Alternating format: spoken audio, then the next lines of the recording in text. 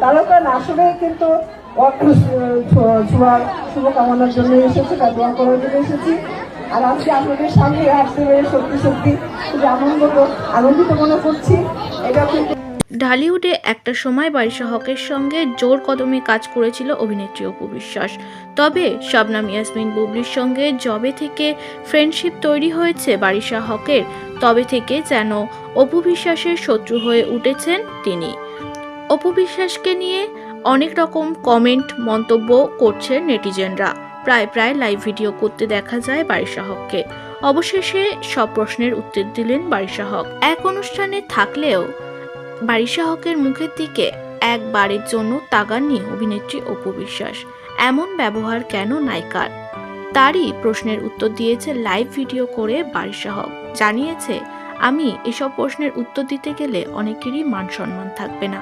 আমি ইন্ডাস্ট্রিতে কাজ করতে এসেছি, আমার পারিবারিক একটা শিক্ষা আছে, সেই শিক্ষার জন্যই আমি কাউকে ছোট করতে চাই না।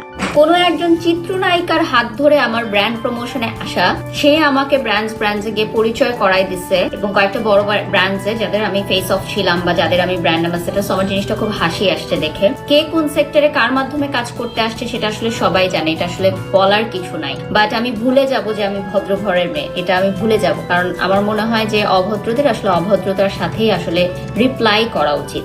আমি কোনো নায়িকার হাত ধরে ব্র্যান্ড প্রমোশনে আসি নাই, বরং অনেক নায়িকারা আমার হাত ধরে ব্র্যান্ড প্রমোশনে আসতে পারে। আমি কারো নাম উল্লেখ করব না, সেটা সারা বাংলাদেশ জানে। আমার কি যায় আসে কে আমার দিকে তাকাইলো, কে আমার দিকে তাকাইলো না, কে আমাকে কেক খাওয়াইলো, কে আমাকে কেক খাওয়াইলো না, এটা না।